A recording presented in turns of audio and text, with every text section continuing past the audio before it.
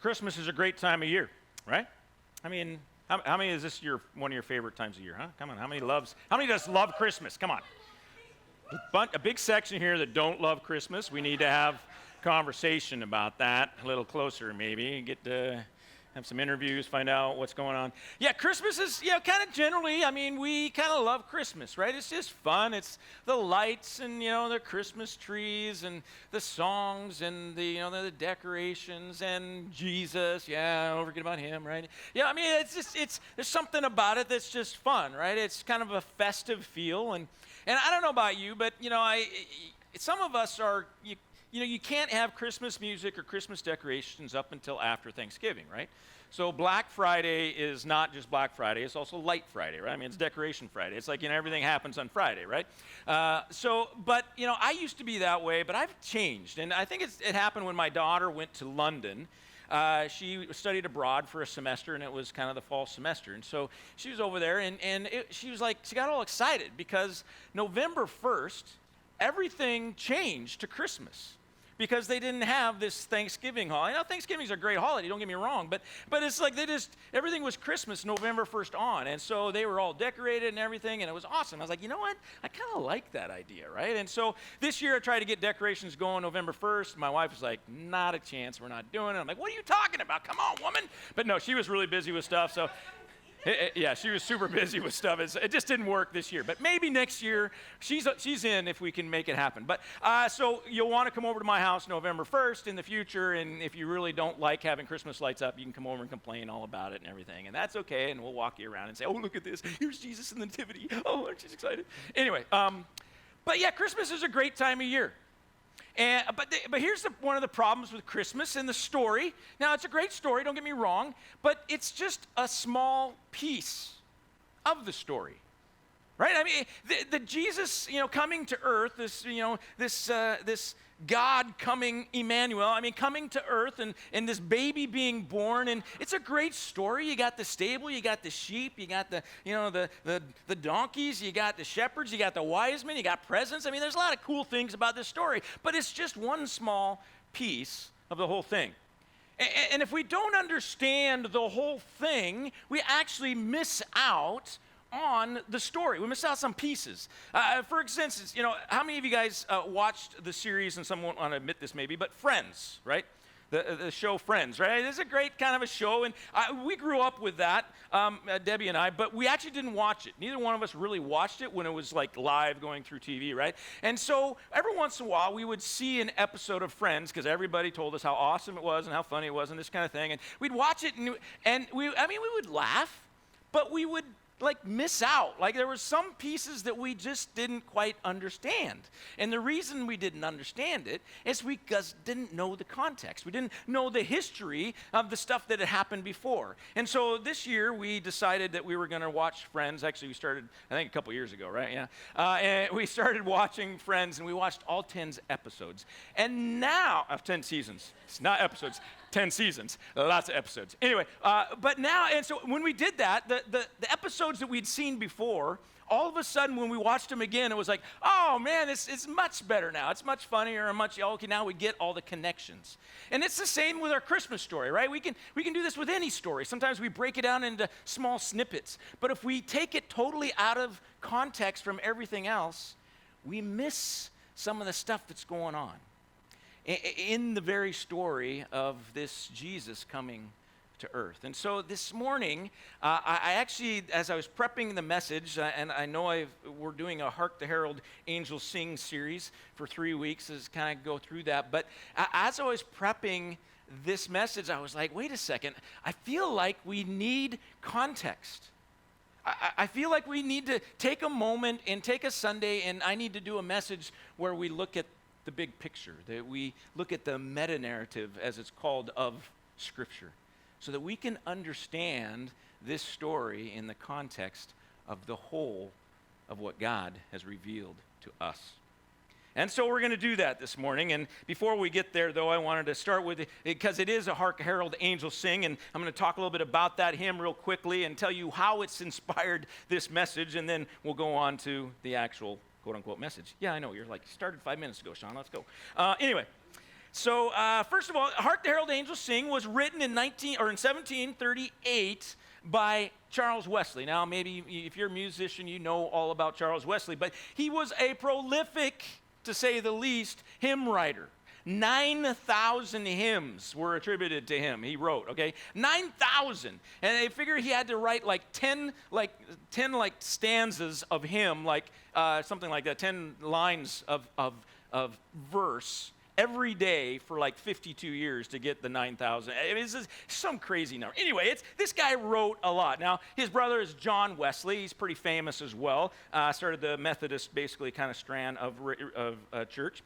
But he had a good friend named George Whitefield. Now, George Whitefield is pretty famous as well, right? And so George Whitefield was a great and prolific preacher, right? And he did a lot of preaching and just kind of went around. He was known to be actually quite dramatic in his preaching and crying on stage and this kind of thing. But anyway, George was a great guy, but he was really good friends with Charles Wesley. And George contributed to this hymn by changing a key line. So originally, the hymn read, "Hark how the welkins ring, glory to the King of Kings." That's how Charles Wesley wrote it. Well, George didn't like that, and so he changed it to "Hark the Herald Angels Sing, glory to the newborn King." Charles, I guess, was not happy about that, but alas, this is what we have today, so obviously George won out on that, and as far as at least popularity. So the tune came from a guy named Felix Mendelssohn, who actually lived in the 1800s and died in the late 1840s. And he actually wasn't the one who put the tune to this hymn, but it was actually one of his students named W.H. Cummings, who in 1856 actually connected one of Mendelssohn's tunes to "Hark the Herald Angels Sing," and that has come forward to us today, and this is what we have. The amazing thing, though, one of the things I love about hymns is the fact that all the hymns seem to, not all of them, but most of the hymns seem to try to put theology in verse, right? I mean, they're trying to take our understanding of these deep theological truths and then put them in a song, and by doing that, it helps us to remember those realities, those theologies, right? And so it's kind of a beautiful thing. Most hymns have just this thick and rich kind of theological history to them. And when you see them, I mean, we remember these songs, right? And we remember the theologies that go with it because they've been put into verse. Now, and those of you who are maybe a little bit older generation, you have fought maybe for years now to try to keep hymns in our worship on Sunday mornings in churches, because the push, of course, has been to become more and more praise songs. And I get that, but I agree that we need to maintain a sense of these hymns and a practice of these hymns because of the thick and rich theology that's in there, right? And we need to be able to sing those things, that it helps us to remember these theological truths that we need to keep with us.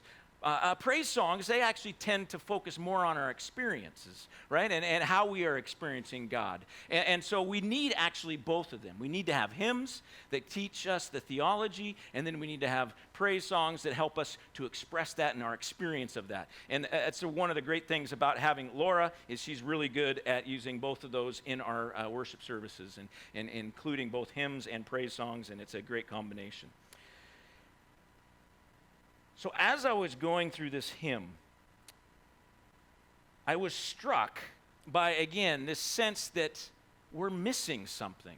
I mean, we begin right away. "Hark the herald, peace on earth and mercy mild, God and sinners reconciled." Now, reconciled, I mean, that's an important piece. I mean, this is a huge theological reality, that we were reconciled to God because of Jesus. But I realized that if I'm going to talk about reconciled, it's like, what does that even mean? What am I getting reconciled to? And so many of us, I think, are sometimes our kids, we don't give them the full narrative, and so they show up and they hear the Christmas story and they hear the song like this, "We're reconciled," and what does that even mean, right? I mean, they don't understand all that came before it, before Jesus showed up, why he needed to show up, why he needed to show up the way that he showed up, why he needed to live this life. And so as I was kind of diving into that, I was just like, oh my God, I think we need to take a Sunday and do what I'm going to do now for the rest of our message, and that is to go through the entire kind of redemptive story.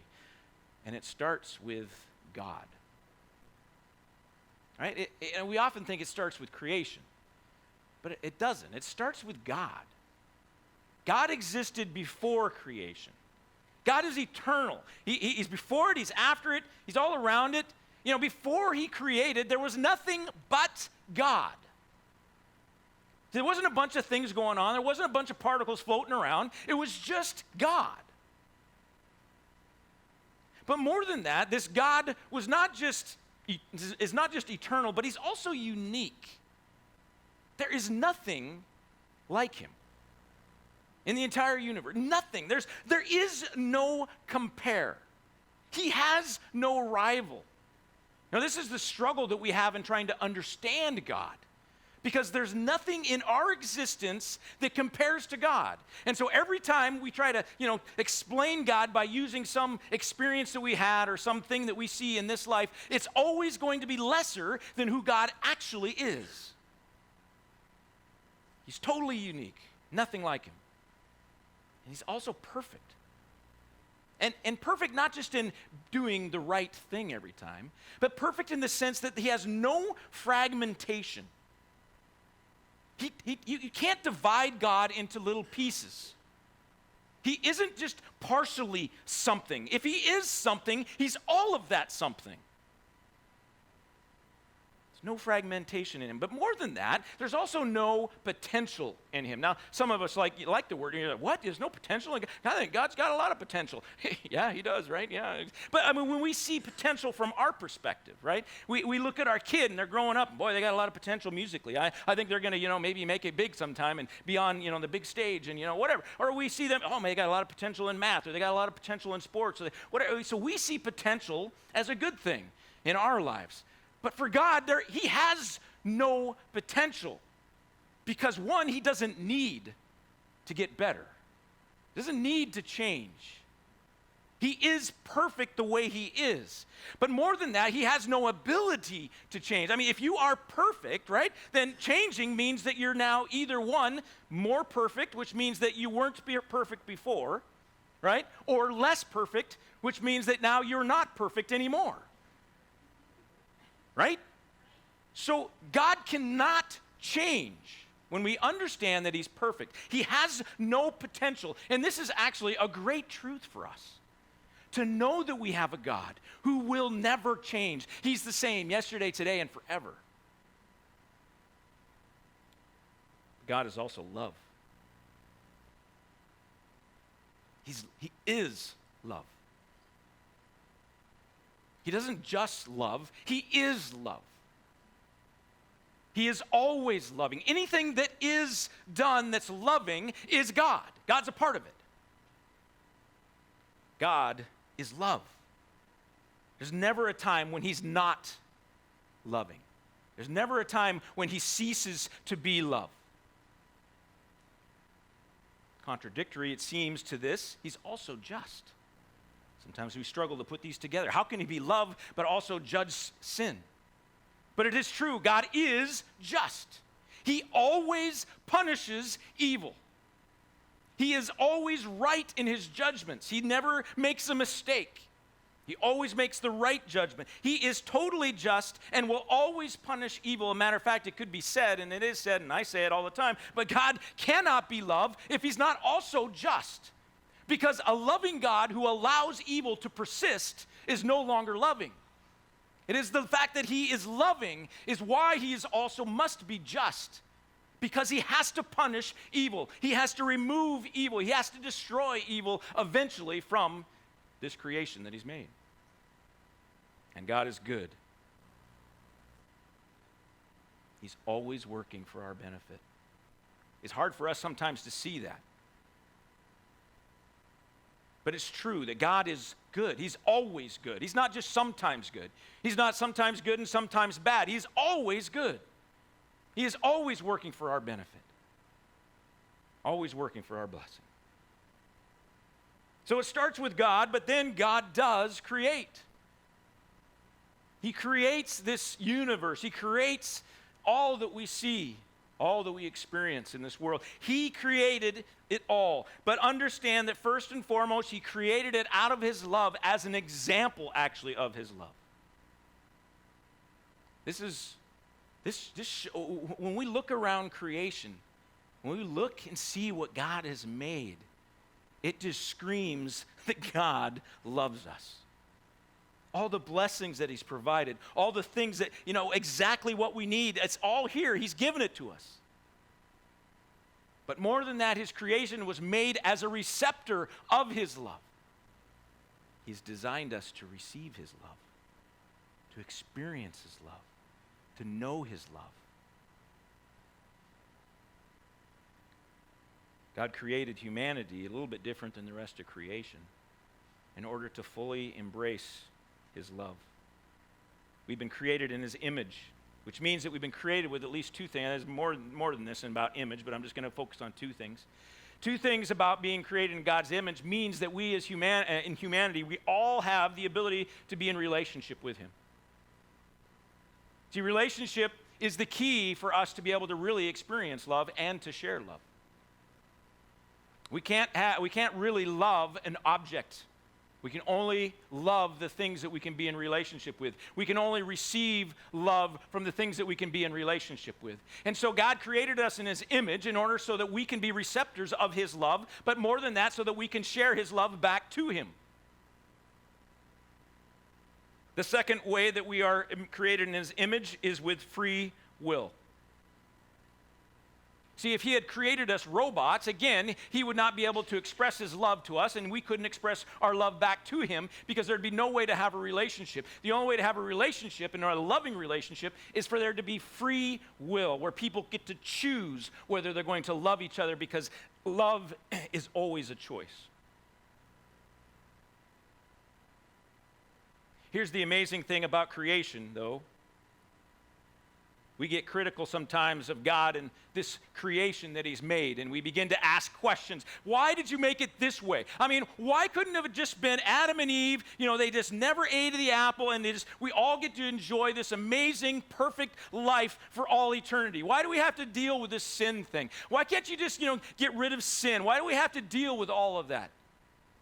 But here is the truth. God is all wise. And he knew and knows the best possible creation of all of the possible creations that could be made. And the one that he made is that best possible creation. See, for us to say, hey, God, I don't understand. Why didn't you make it this way? I'm sure there's a better way. But understand, we have a God who understands and knows.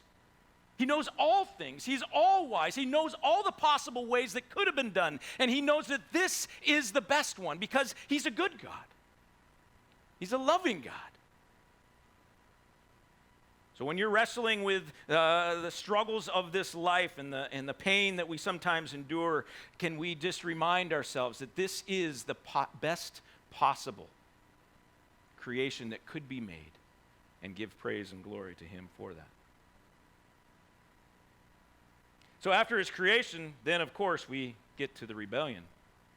Adam and Eve, created for relationship, created with free will, but then they have a choice. See, the understanding though is that Adam and Eve, we need to understand that there was no tendency within them to sin. They had no sinful nature. They were created without a sinful nature. They're created perfectly by God. And so we understand when they sinned, it wasn't because they had to. It wasn't because there was something inside them that was pushing them to. It was totally a choice that they made on their own. More than that, there was no reason for them to sin, right? There was no reason for them to rebel from God. God was a loving Father. He cared for them, gave them all that they needed. It wasn't like God was lacking in some way, and so, we need to take care of ourselves because obviously this God can't take care of us. No, there was no tendency of them to sin, and there was no reason for them to sin. But when temptation came and challenged their perspective of who God was and his goodness, they made a choice, a free will choice to rebel. The amazing thing is that this one act of sin, this one act of rebellion, due to God's perfect economy, condemned all humanity. Again, this is something we struggle with sometimes. I mean, it's not fair, right?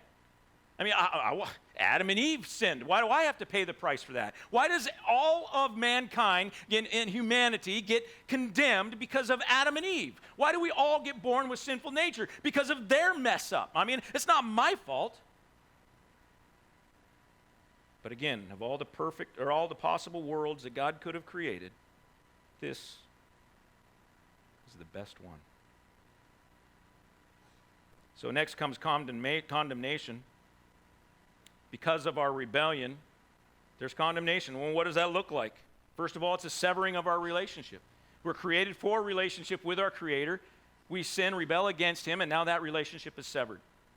We lose relationship. We also experience the justness of God, because God's nature requires that He punishes all rebellion, all sin, all evil. He's got to punish it.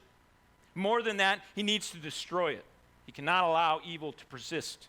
Now, He is allowing evil to be around for a while, but He will, in the end, in the eternal kingdom, right before that begins, right, He will destroy all evil.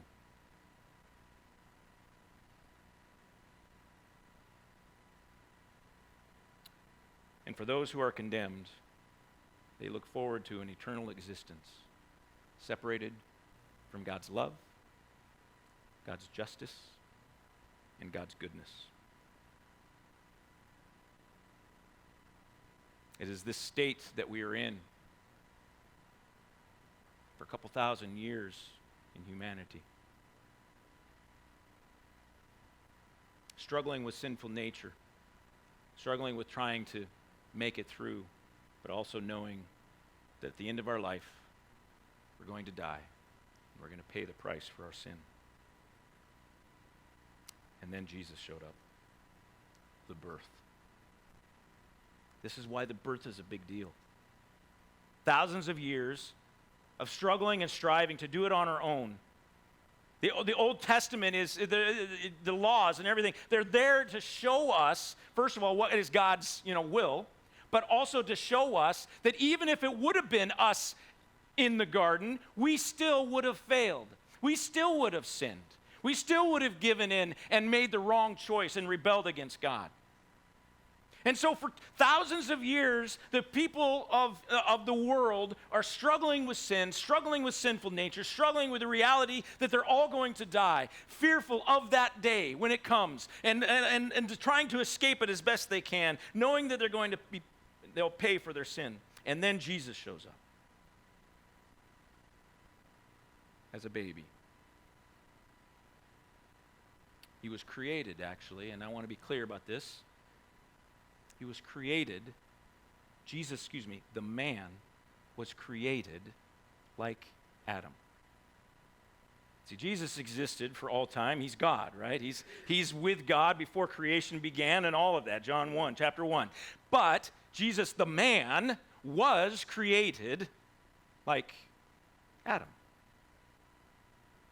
He was created in relationship, with the capacity to be in relationship with God, and the capacity of free will to make his own choices.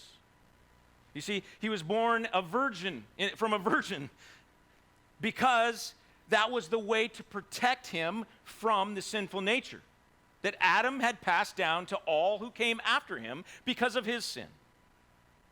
So that's why we have this virgin birth, is because God needed to create another man like the first Adam, that was free. Again, able to have that choice in relationship. And because of that, Jesus is our second chance. Yeah. And Jesus took that second chance and he lived perfectly. He loved perfectly. He chose to love every time. He chose to live out a loving life. He chose to follow Jesus, even though he was tempted. He was tempted in every way that mankind has always been tempted. The same things that came to everyone else came to Jesus. But when it came time to make a choice, he chose to follow God. He always did God's will. And by doing so, he fulfilled the law. He lived that perfect life that Adam and Eve didn't live. But then he comes to the end of his life, and he dies. See, the economy of God is that when you rebel, you face his wrath. You are condemned to death. You face the punishment for your sin. But Jesus never sinned. And then he dies. This is not right. What happened? Jesus isn't supposed to die because he's never sinned. He shouldn't have, death should have no power over him. Yet he died. He was perfect and he died, but why did he die? He died so that he could take our punishment. See, he received what we all deserve. And he did it willingly. Right? Sometimes we can think that, God the Father said, all right, Jesus, this is the plan. You got to do it. So head on down there, be a good boy, do your part. No, that's not it. God the Father loves us, but Jesus willingly came.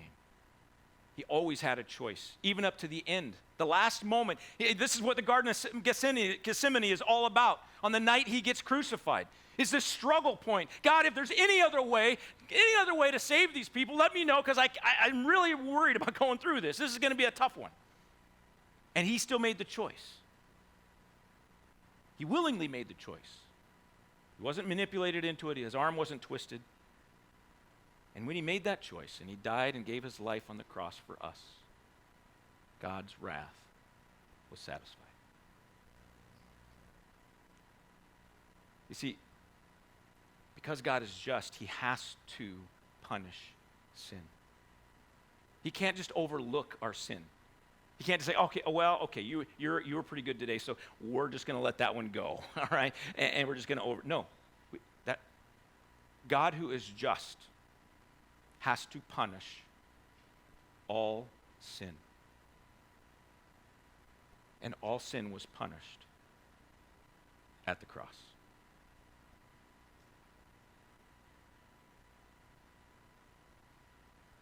See, it goes back to God's perfect economy, his perfect creation.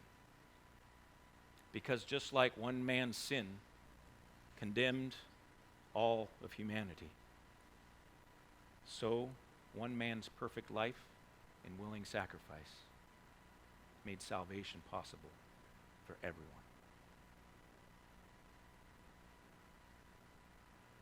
And then he rose from the dead. After 3 days in the tomb, he's dead, right? He's probably starting to stink a bit by now. 3 days, right? His body's starting, this is the idea that it's not just, he kind of fell asleep for a couple hours and then he came back. Oh, well, look at, he rose from the dead. No, he was in the tomb for 3 days. The sword was pierced his side and blood and water flowed. He was dead. But then he rose. And he was the first of his kind to rise, because others had risen from the dead, right? Even Jesus had brought some back from the dead, but they would die again. Jesus, no, he was the first to rise from the dead, to never die again. And because he rose from the dead, two huge things happened. First, he broke the chains of sin. See, because he paid the price for our sin, now that God's wrath had been satisfied and poured out on him and made payment for all that sin, now we are freed from that sin. We can now make a choice again. We're given the free will that we were created with at the beginning of time. We can now, once again, make a choice to not sin and to choose Jesus. But more than that, he stripped death of its power. See, death had commanded mankind for thousands of years. Everyone knew that someday, at some point, they would be in the grave. They could never avoid death. But then Jesus rises from the dead, the first time ever, and destroyed and stripped the power of death over mankind. And now we can have hope for eternity, to know that just like Jesus, we can rise again. And because of these amazing truths, that the chains of sin have been broken and death has been stripped of its power, we also have been given reconciliation.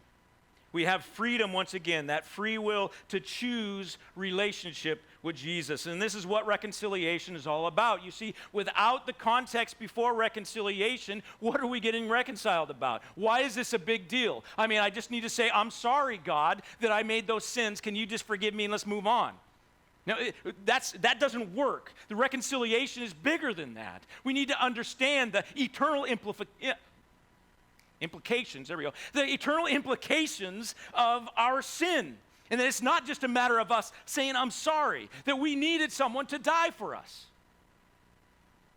We needed Jesus to show up. This is why he had to show up as a baby, because he needed to live the life of humanity. He needed to be a real man, not just a God man. He needed to be a real flesh and blood man who has lived among us, who has been tempted in every way like we are, and said no to those temptations and instead loved God in return. We needed all of that. We needed someone who would live that perfect life and then willingly give their life at the end in order to take the punishment for our sin. That is the only way that we have an opportunity for reconciliation. It's because of all of these things that we can now choose God. But now we don't choose him alone. We choose him through Jesus, the mediator. You see, because it's his righteousness. We can't live righteous right now, not until we get to eternity. We can't live holy. And it's not about our ability to live holy lives. It's about the fact that Jesus lived that holy life. It's about us bowing our knees to Jesus as Lord. See, this is the way God designed it. This is the economy of God. Is that if we want access to him, if we want to enjoy that relationship again, we can only do it through Jesus because of his righteousness. And that way, none of us can brag. Right? None of us can say, oh, look at me, God, I deserve this. We're all sinful. But also, it means that it's all about grace. And it's a way for God to pour out his love into our life, knowing that we don't deserve any of it. The moment we bow our knee to Jesus, God accepts us. He receives us into his family. We don't have to live our life right, and then he'll accept us. We don't have to jump through all these hoops in order to make him happy and appease him. He's already been appeased. Jesus took care of that. We don't have to go to church. We don't have to do all of these things. We don't have to, go and become an evangelist. You don't have to be a missionary. You don't have to do anything except for bow your knee to Jesus as Lord, and you are saved. Accepted into God's family. But once we are saved, it does lead to this thing called sanctification. This is something I've been spending a lot of time as we've looked at, we've cast new vision for our church and talking about that, because I think we need to have a clear understanding of what sanctification is. Sanctification is not about us trying to gain relationship with God. So often we think, we come to Jesus and we bow down and we kneel to him as Jesus is Lord, and then we stand up and we begin to work to try to get closer to God, try to develop that relationship. I want more of God. No. At the moment we bow our knee to Jesus, we receive all of God. He cannot be fragmented. If we have God, we have all of him. If we're in relationship with him, we have all of that relationship. It's not about us striving to get more of Jesus. It's about us recognizing what we already have and trying to enjoy it. It's also not about righteousness. We think, sanctification is all about me living a holy life, about me living righteously, about me, towing the line. That I've got to make sure, if I don't do this right, well then, God's going to get mad. Like somehow that sin isn't already paid for. But this is how we live sanctification. We're trying to, it's all about behavior modification. If I get my behavior right, then God will be pleased with me, and then I'm going to get more blessings. But that is not what sanctification is about. It's about enjoying the righteousness of Jesus. Yes, we want to live rightly, but not so that we can gain appeasement from God or blessings from God. We want to live rightly because we are so thankful for what Jesus has done for us. It's the love that he's poured into our lives that we want to respond to and give him love in return. We have the Holy Spirit who dwells in us. We are one with him. This is radical. This is just shocking. But we need to get our mind around the fact that we are one with the Spirit, that he lives inside of us. We are saved no matter how we live, no matter how we think. We are saved when we've bowed our knee to Jesus as Lord. And we receive all of the relationship, all of the righteousness, that we get credit for all of Jesus' righteousness, and we are one with the Spirit. So sanctification is not about obtaining these things. It's about increasing our awareness, our experience of what we already have. As the vision statement says, to fully enjoy our relationship with Jesus Christ. And in that sanctification, we also realize there's an opportunity for celebration. See, this is when it's not about us, when it's not about my righteousness, when it's not about me earning God's favor, then all we can do is stand back and worship. We give praise and thanks to Jesus for all that he's done. See, so often we try to work so that we kind of get some of the credit. No. When we recognize that it's all about Jesus, then we can just give praise and thanks. We have hope restored because we know it's not about me living right. Folks, we're going to continue to mess up, right? We're going to continue to sin. We're not going to be able to do it. And it's not that we give up. It's that we don't condemn ourselves when we fail. We recognize, I failed. Okay. God still loves me. My relationship is still the same. I can still celebrate him. I still have hope for eternity. It's about grace and mercy. God's, not ours. It's about his work and what he did. These are the things we celebrate.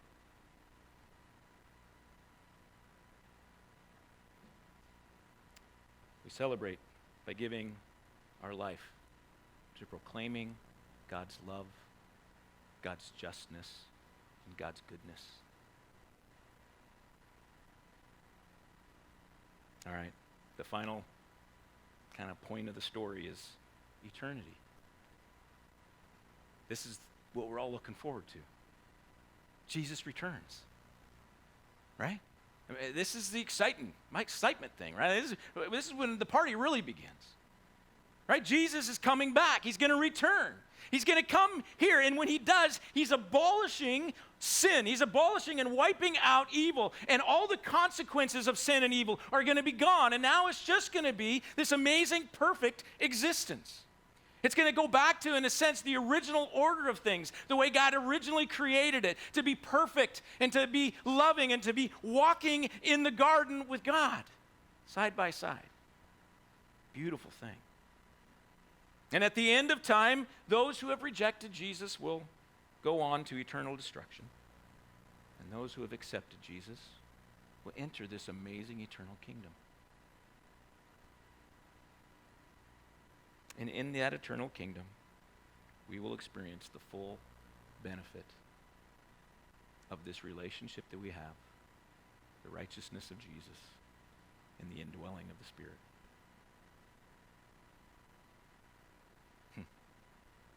See, we need to have this context. And I know that you guys know this. I don't think I gave probably very much new information to anybody in here. That many of you already know this story. You've already understand kind of the biblical scope, the biblical narrative, and where this is all coming from. And we just kind of automatically think about it when we get to maybe the birth of Jesus, right? It's Christmas, and we talk about the birth of Jesus, and we don't talk about stuff beforehand because, it's just about the birth of Jesus. But in our heads, we're going, oh yeah, well, that's because of this and this and this. But do we ever say it? Do we ever communicate it? It's his story. And we need to share his story in completion. I think sometimes our world is missing it when we're just focused on this baby Jesus. I mean, a lot in our world can really get excited about that. Oh, I mean, this is so sweet and it's cuddly and it's this manger scene. And, so we get this kind of, this sweet kind of image of Christmas, which it is, right? I mean, I'm not taking that away, but it's more than that. when we understand who this Jesus is, who this baby is, who's in the manger, when we understand the context of time and what has been going on and what he means for us, it all of a sudden gets to be a bigger deal. And I think sometimes, back when we were raising our kids and we'd, sit around the Christmas tree and read the Christmas story, right? And it was always just the narrative of Jesus' birth. And it always lacked the rest of the story. And I wonder, it's like, did they really even understand? Do our kids really even understand why this Jesus showing up was so important? I mean, do they get the context? Or is it just a sweet story? And so I guess maybe this Christmas I encourage us all to look for opportunities to not only think about the rest of the story and why the nativity is such a big deal, but also look for ways to communicate it. Look for opportunities to share it with our kids, with our grandkids, with our neighbors. I mean, if you're on social media, I mean, can we do something more than just Jesus is the reason for the season? I mean, that's a great slogan, don't get me wrong, but it's great. I love it, right? Yeah, go Jesus. But can we, there's more to it, right? That kind of dumbs it down to a point where sometimes we forget, well, why is Jesus the reason for the season? Just because he was born at this really cool time, as a virgin birth, and I mean, in the stable, I mean, it was all cool, there's a big star, and they got the sheep going all around, right? Is that why it's a big deal? No. It's because everything that's happened before it and everything that happens after it, we need the context of the story so that then we can enjoy the little snippet of the story that we get in the holidays. All right, worship team, why don't you come on up?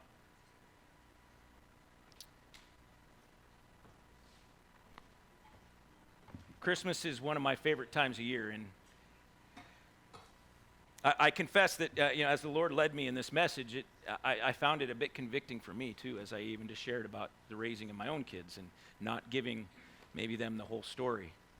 It's not that they didn't get it other places, but I mean, to put the Christmas story in context, I think is important. And so I find myself a bit challenged by that as well as I look to the next few weeks and how I can do that. What can I do to draw attention to the bigger story? The truth is that people aren't saved by the baby Jesus. They're saved by the risen Lord.